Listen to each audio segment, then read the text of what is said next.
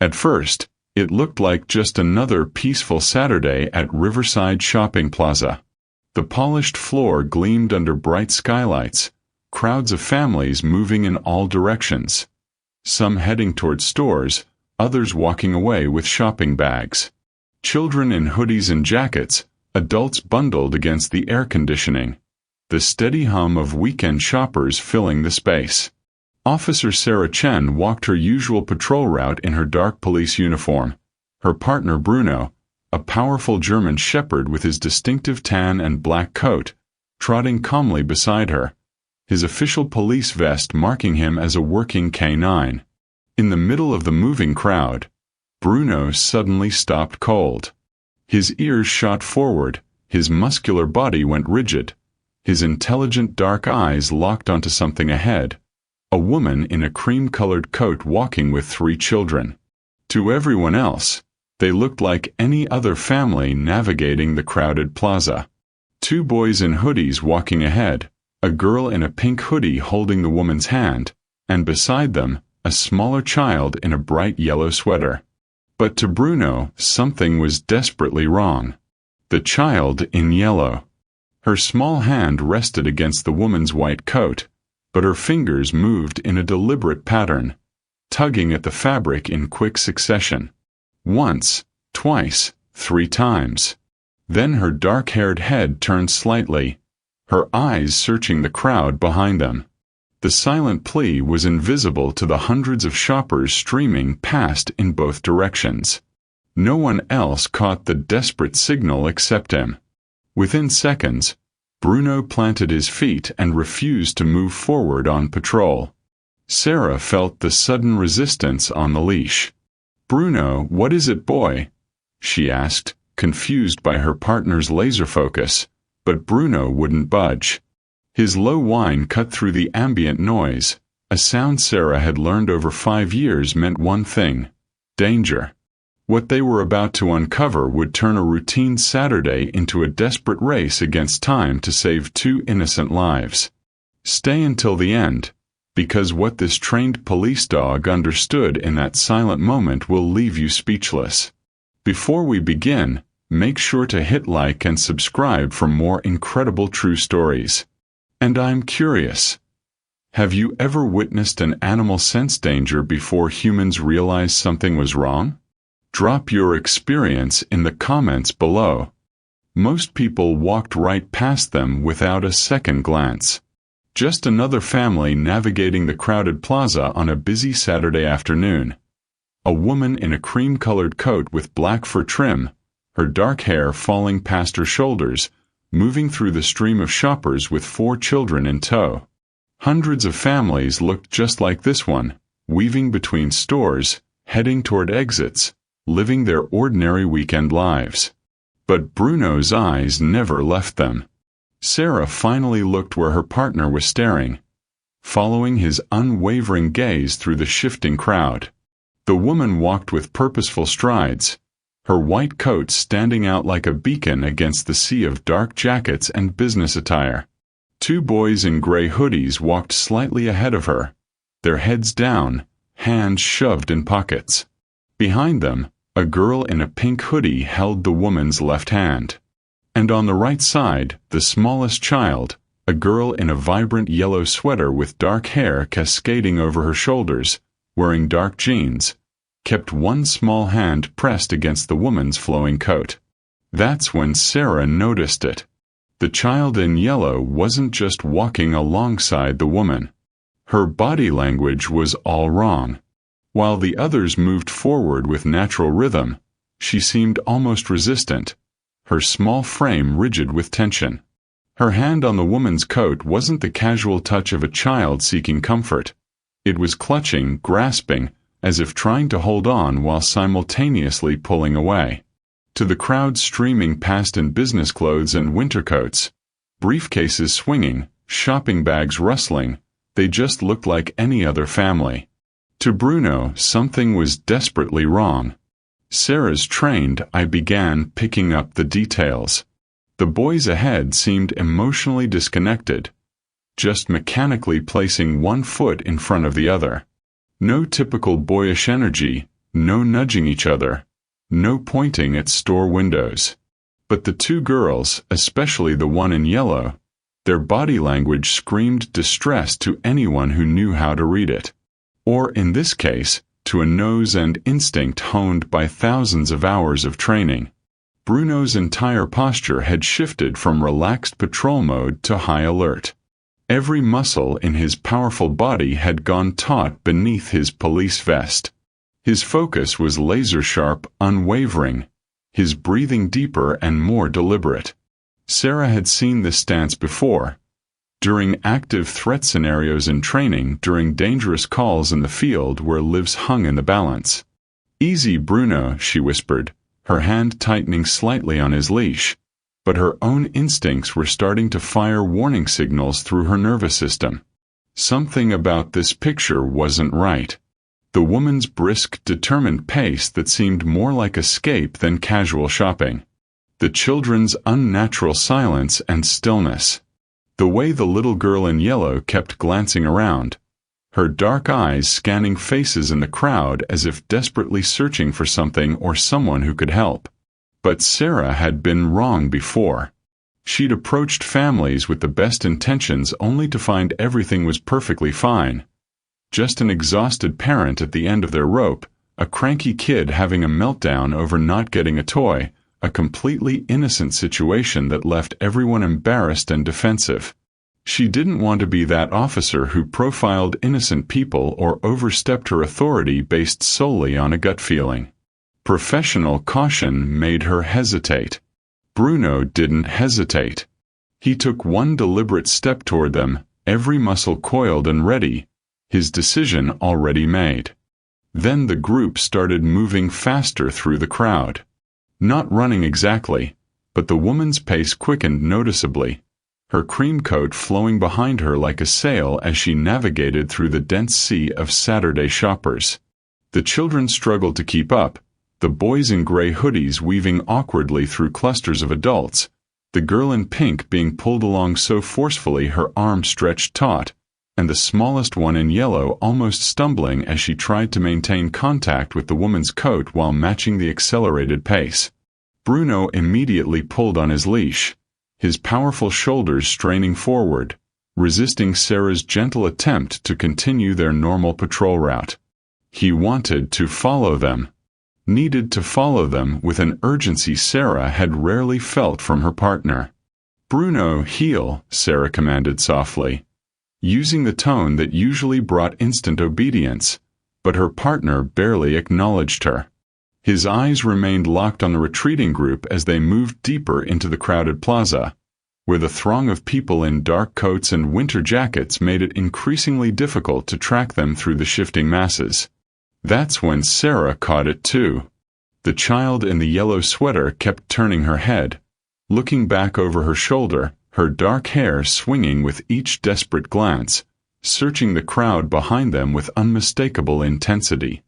This wasn't the casual curiosity of a child people watching. It was deliberate, desperate. Her small hand still pressed firmly against the white coat, her fingers moving in that strange, repetitive pattern Sarah couldn't quite decipher from this distance. The woman's stride was purposeful, almost aggressive in its determination to put distance between them and the patrol officers.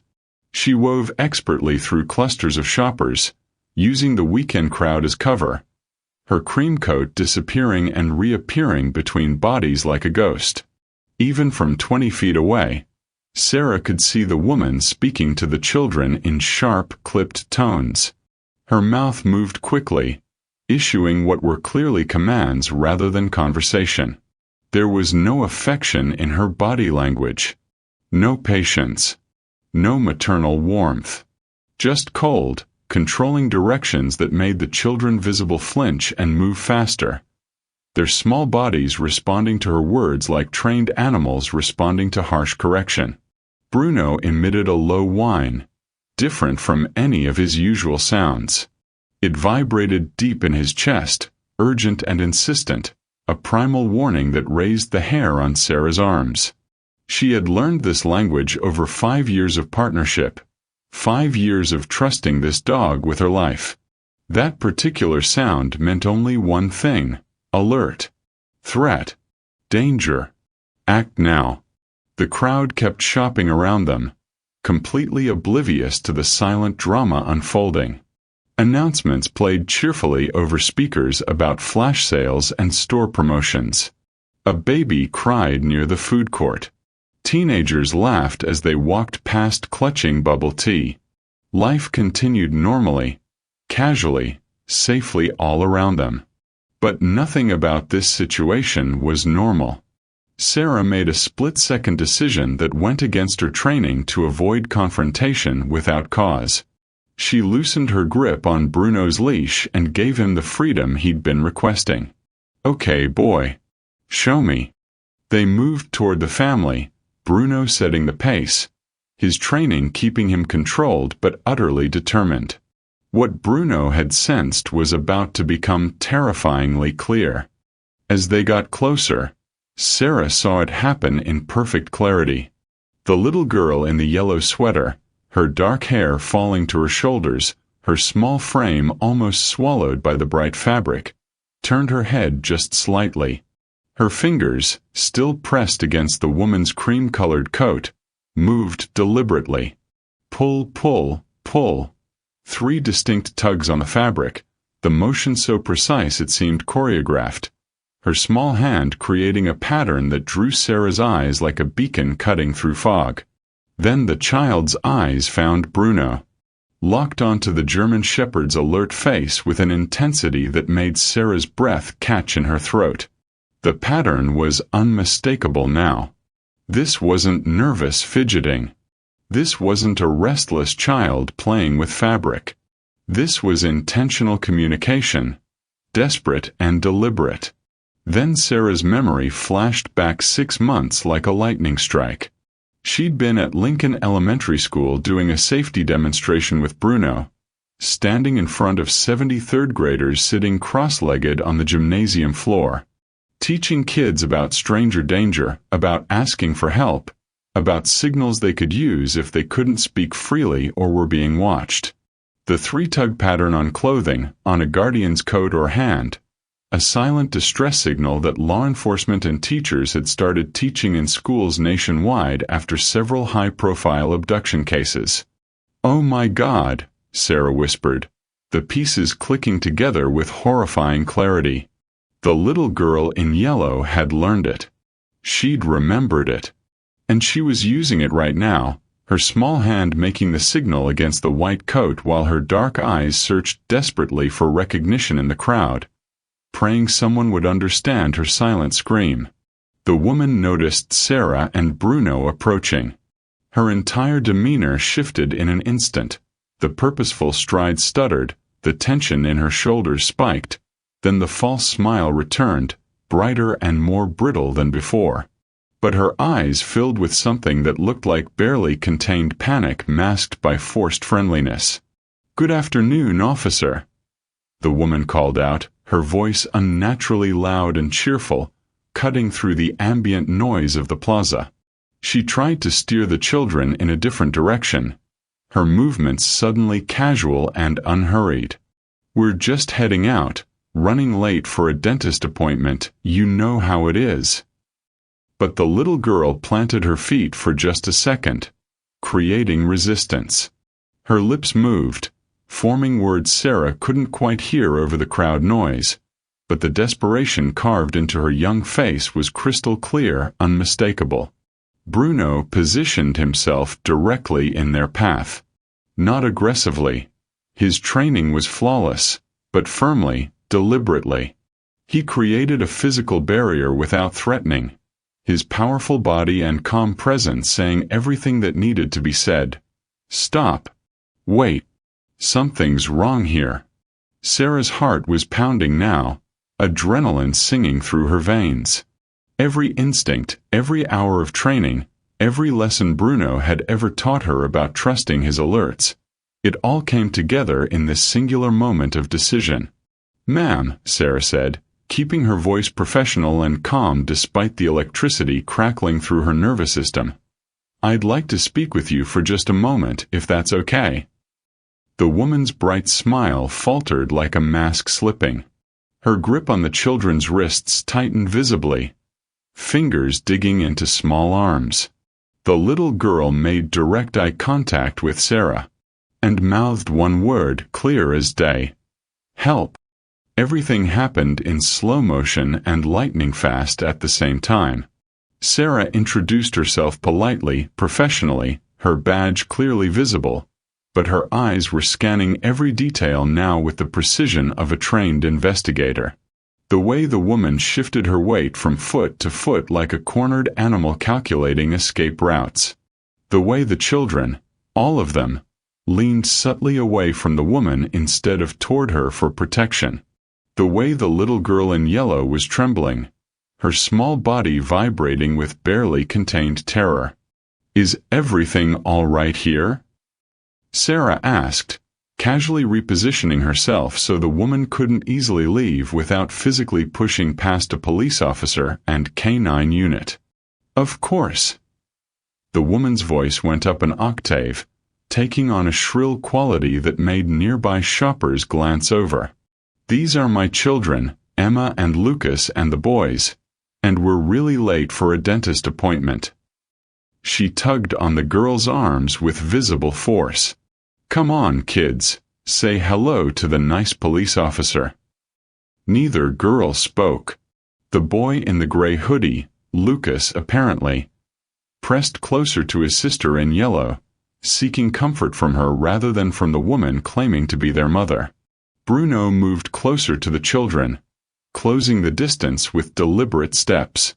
Not aggressive, but unmistakably protective. His body language was clear to anyone who understood dogs. He was guarding them now, claiming them under his protection. "Ma'am, I'm going to need to see your identification," Sarah said calmly, her professional tone brooking no argument. "And if you have any documentation showing you're the legal guardian of these children." The woman's facade started cracking like ice under pressure, fractures spreading across her forced composure. I don't have their birth certificates with me." "What kind of question is that? Are you seriously saying I'm not their mother?" Indignation flooded her voice, but underneath it Sarah heard pure panic. "I'm just following standard procedure," Sarah replied evenly. "What's your full name?" "Monica. Monica Reed." "And the children's full names?" The woman fumbled, her eyes darting to the side as if searching for answers written in the air. "Emma Reed. And Lucas Reed. And the boys are—" Sarah looked directly at the little girl in yellow, kneeling slightly to meet her at eye level. "Sweetheart, is your last name Reed?" The girl, Emma, shook her head slowly, deliberately. Her dark eyes filled with tears that spilled over onto her cheeks. Then she whispered, her voice so quiet Sarah almost missed it beneath the ambient noise of the plaza.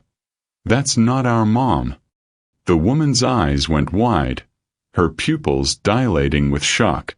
"She's just confused.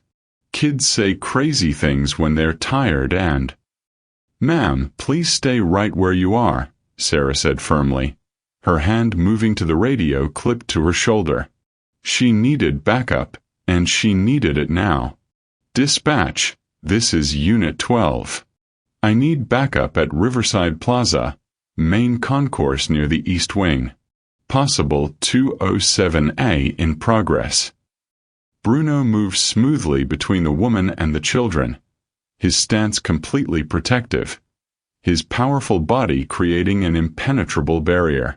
His message was absolutely clear: you're not taking them anywhere. The woman's false composure shattered completely like dropped glass. Her face twisted with panic and rage, her true nature finally exposed.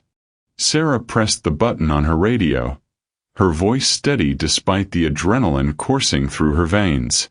"Dispatch, this is Unit 12.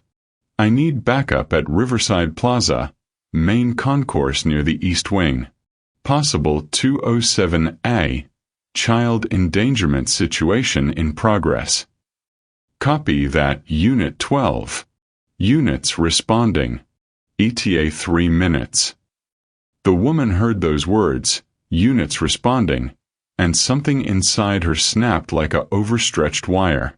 No, no, no, you don't understand. Her voice rose to a near shriek, drawing startled looks from shoppers passing by. This is a misunderstanding. These are my kids. She suddenly grabbed both girls by their upper arms with bruising force and yanked them violently toward the parking lot exit, her cream coat swirling as she spun. Emma screamed, a high-pitched sound of pure terror that cut through the ambient noise of the plaza. Lucas started crying, his small face crumpling as he stumbled after his sister. Bruno moved like lightning. Pure trained response, zero aggression, just flawless interception.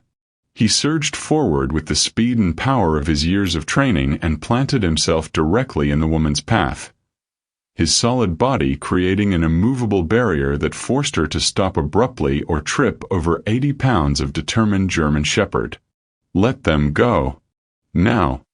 Sarah's voice was steel wrapped in ice, a tone she reserved for truly dangerous situations. For a split second, everything hung suspended in terrible balance. The woman's wild eyes darted frantically between Sarah's authoritative stance, Bruno's protective position, the exit that promised escape, and the gathering crowd of curious onlookers pulling out phones. Her fingers dug deeper into the children's arms, leaving red marks on their skin. The calculation was visible on her face. Could she run? Could she fight? Could she talk her way out? Then Emma wrenched herself free with surprising force born of desperation. She ran straight to Bruno and threw her small arms around the dog's thick neck, burying her tear-stained face deep in his tan and black fur. Please don't let her take us, she sobbed, her whole body shaking. Please, please don't let her. Lucas broke free a heartbeat later, stumbling forward and running to his sister, both children now clinging to Bruno like he was their lifeline in a stormy sea, like he was the only safe thing in their terrifying world. The woman was cornered, exposed, and she knew it. The mask of the caring, slightly harried mother was completely gone, shattered beyond repair. What remained was a desperate criminal caught in the act, her fake identity crumbling around her. Sarah moved indecisively, her hand resting on her service weapon but not drawing it. There were too many civilians nearby, too many innocent people who could be caught in crossfire. Ma'am, put your hands where I can see them. You're not going anywhere. Sirens wailed in the distance, getting closer, their distinctive sound cutting through the plaza's music and announcements. The woman's shoulders sagged in defeat. The game was over, and she knew it. Bruno stayed planted firmly between her and the children, his body an unbreachable wall of protection. He didn't growl, didn't bare his teeth. He didn't need to. His message was absolute and unwavering. These kids are under my protection now. 2 patrol cars pulled up within minutes, their sirens piercing the quiet neighborhood. Officers secured the scene while Sarah knelt down to Emma and Lucas's level, her voice gentle despite the adrenaline still coursing through her veins. Bruno sat beside the children, calm now but watchful, his dark eyes alert to every movement. Emma kept one hand buried in his fur, as if afraid to let go of her rescuer. The dog remained perfectly still, seeming to understand that his presence brought comfort. You're safe now, Sarah said softly, her tone warm and reassuring. I promise. Can you tell me what happened?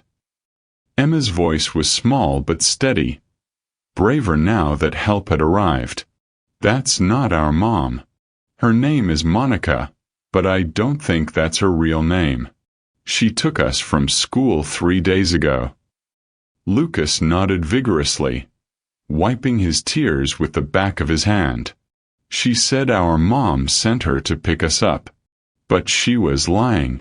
Sarah's jaw tightened as she processed this information. Where's your real mom? She doesn't live with us anymore, Emma explained, her voice wavering slightly. Just Daddy. Mommy moved away last year after the divorce. The pieces fell into place with horrifying clarity. A custody dispute gone criminal. An abduction masked as a routine school pickup. 3 days these children had been missing while their father searched frantically. Sarah turned to her fellow officers who were handcuffing Monica Reed near the patrol car. Run her ID thoroughly. I'm betting it's fake. And check for missing children reports, Emma and Lucas, last name probably not Reed. One officer nodded sharply and got on his radio, already relaying the information to dispatch. Sarah looked back at Emma, curiosity mixing with admiration. Sweetheart, that signal you made, the 3 tugs on your sleeve. Where did you learn that? Emma's eyes lit up with recognition, a spark of pride breaking through her fear. From you. You came to our school with Bruno last spring. You taught us the safety signal, that if we're in danger but can't talk, we can use it to tell police officers or teachers. Sarah's heart clenched. She'd done dozens of those school visits over the years, never knowing if the kids really listened, if the information would ever matter beyond the classroom. Today it had saved 2 lives. You were so brave, Sarah whispered, her eyes glistening. You remembered, and you trusted that Bruno would understand. I knew dogs could sense feelings, Emma said, managing a tiny smile through her tears. And I saw him looking at me. I knew he knew something was wrong. Bruno nudged Emma's hand with his nose, gentle and reassuring. The bond between them was instantaneous. A child who'd been terrified and the hero who'd heard her silent scream. The radio crackled while Sarah comforted the children, the static breaking through the tense atmosphere. Unit 12, we have a confirmed match. Emma and Lucas Hartwell, reported missing 3 days ago from Riverside Elementary. Custodial father Michael Hartwell filed the report. Non-custodial mother Teresa Hartwell is the suspected abductor. Hired someone to take the kids from school. Sarah's blood ran cold. This wasn't just a kidnapping. It was a custody abduction that had escalated into something far more dangerous and criminal. She glanced at Monica Reed being loaded into a patrol car, her head down in defeat, handcuffs gleaming in the afternoon sun. Then Bruno suddenly stiffened again, his entire demeanor shifting. His head swiveled toward the parking lot, his ears forward and alert, his entire body signaling that something was wrong. Bruno. What is it, boy? The dog took 3 deliberate steps toward a gray sedan parked 3 spaces away, a car with heavily tinted windows that Sarah hadn't paid attention to before. Bruno's low alert whine started again, that same sound that had drawn her to Emma minutes earlier. Sarah's instincts fired instantly. Everyone, hold position. Bruno's alerting on that vehicle. She approached cautiously, hand near her weapon, Bruno maintaining his position at her side like the trained professional he was. As they got closer, she saw movement inside. Someone was sitting in the driver's seat, watching the scene unfold. Police. Step out of the vehicle with your hands visible. For a long, tense moment, nothing happened. The parking lot seemed to hold its breath. Then the driver's door opened slowly and a man in his 30s emerged, hands raised half-heartedly, but his eyes calculating, actively looking for an escape route. Sarah's backup moved in immediately, surrounding the vehicle with practiced efficiency, cutting off any possibility of flight. A quick search revealed what made Sarah's stomach turn. Forged documents with the children's photos, plane tickets to Mexico for 3 passengers under fake names, a manila envelope stuffed with cash, thousands of dollars in small bills, and a burner phone with messages coordinating the pickup in chilling detail. "You were the backup plan," Sarah said to the man, her voice hard with disgust. "Monica gets the kids out of the plaza, hands them off to you in the parking lot, and you disappear across the border before anyone realizes what happened." The man, later identified as Daniel Torres, said nothing, but his expression and the way his jaw tightened confirmed everything. If Bruno hadn't alerted, if Sarah hadn't investigated that gray sedan, Torres would have driven away unnoticed in the chaos. And even if they'd caught Monica, the children would have been passed to an accomplice no one knew existed, lost in a system designed to make them vanish. Bruno had stopped the entire operation. His instincts, his training, and his uncanny ability to sense danger had unraveled a carefully planned abduction at every critical point. 20 minutes later, a silver Honda pulled up so fast it nearly skidded in the parking lot, tires squealing against the asphalt. A man leapt out before the engine even stopped, his face a mixture of hope and terror and desperate prayer all merged into one raw expression. "Emma! Lucas! Daddy!" Both children screamed in unison and ran to him, their small legs pumping as fast as they could carry them. The reunion nearly brought hardened police officers to tears. Several turned away, blinking hard and clearing their throats. Michael Hartwell dropped to his knees on the pavement and wrapped both children in his arms, sobbing openly without shame or restraint. Emma and Lucas clung to their father like they'd never let go, all three of them crying and laughing and talking over each other in a jumbled chorus of relief and love. "I thought I'd lost you forever," Michael kept saying, his voice breaking repeatedly. "I thought she'd taken you somewhere I'd never find you. I've been searching everywhere, called everyone, posted your pictures." "We're okay, Daddy," Emma interrupted through her tears, her small hands patting his face. "We're really okay. The police dog saved us. Bruno saved us." Michael looked up at Sarah through tears streaming down his face, his eyes red-rimmed from 3 sleepless nights. "Thank you. God, thank you so much. How did you find them?" Sarah shook her head humbly and pointed at Bruno, who sat calmly watching the reunion with what could only be described as satisfaction, his tail wagging slowly back and forth. "Bruno found them. Your daughter was incredibly brave. She used a safety signal I taught at her school months ago. And Bruno, he understood. He wouldn't let me walk away, wouldn't let me ignore what he was sensing." Emma broke away from her father and ran back to Bruno without hesitation. She threw her arms around the dog's neck again, burying her face in his soft fur. "Thank you for listening," she whispered into his coat.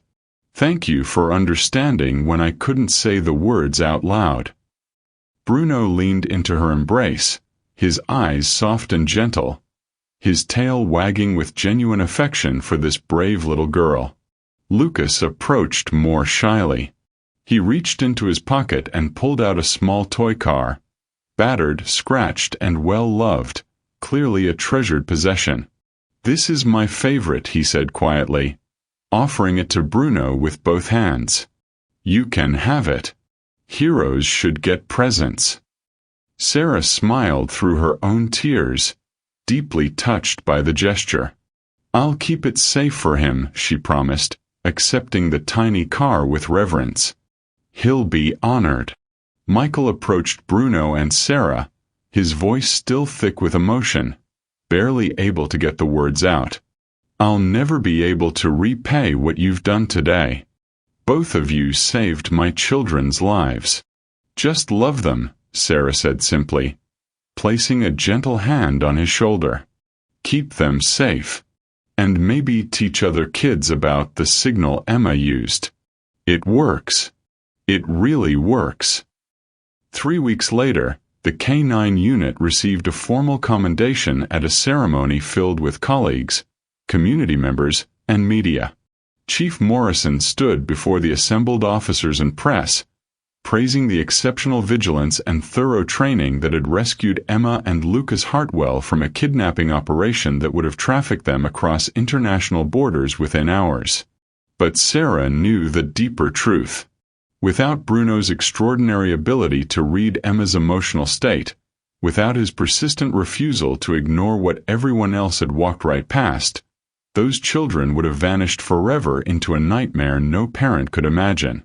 Monica Reed and Daniel Torres were both facing serious federal charges, including kidnapping, conspiracy, and attempted flight to avoid prosecution. Teresa Hartwell, the children's non-custodial mother who'd orchestrated the entire abduction out of spite and desperation, had been arrested attempting to board a flight to Mexico City with a forged passport. Emma's testimony about the three-tug signal had made national news, sparking conversations about child safety everywhere. Schools across the country were rapidly implementing the training in their curriculum. Children were learning they had a voice, even when silence was forced upon them through fear or threats. A letter arrived at the station one morning, addressed simply to Bruno the hero dog in careful elementary school handwriting. Sarah opened it carefully in the break room and read it aloud to her partner, her voice catching with emotion. "Dear Bruno, thank you for listening when no one else could hear me. Thank you for not walking away when I was scared and didn't know what to do. You're the bravest, smartest dog in the whole world, and I made you something special to remember me by. Love forever, Emma." Inside the envelope was a handmade collar, soft pink fabric lovingly decorated with iron-on patches of police badges and dog paw prints, Emma's name carefully stitched on the side in bright blue thread. Sarah knelt down and fastened it around Bruno's neck with reverence, adjusting it perfectly. "You earned this, partner. Every single stitch of it." Bruno's tail wagged enthusiastically, but his eyes remained alert and watchful, ready for whatever came next. Because somewhere out there another child might need him.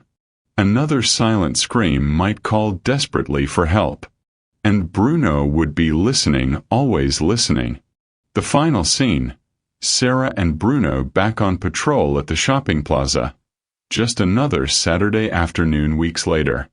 Families shopping with stuffed bags, children laughing and racing between stores, the world turning normally as if nothing had ever been wrong. But now Sarah understood the profound truth her partner had taught her through his actions that day. Some heroes have 4 legs and fur, and they hear the cries spoken only in silence, the desperate pleas that exist beyond human perception. Bruno walked beside her with confident strides, his new pink collar gleaming proudly in the sunlight, his ears forward and alert, his intelligent eyes constantly scanning the crowd with purpose. Always listening, always ready, always watching, always the hero who understood what others could not hear, the guardian of those whose voices had been stolen, the protector who knew that sometimes the loudest screams make no sound at all. If this story touched your heart, please like and subscribe. Share it with someone who needs to hear about heroes who listen. And tell us in the comments. Have you ever experienced a moment when an animal understood something humans missed? We'd love to hear your story.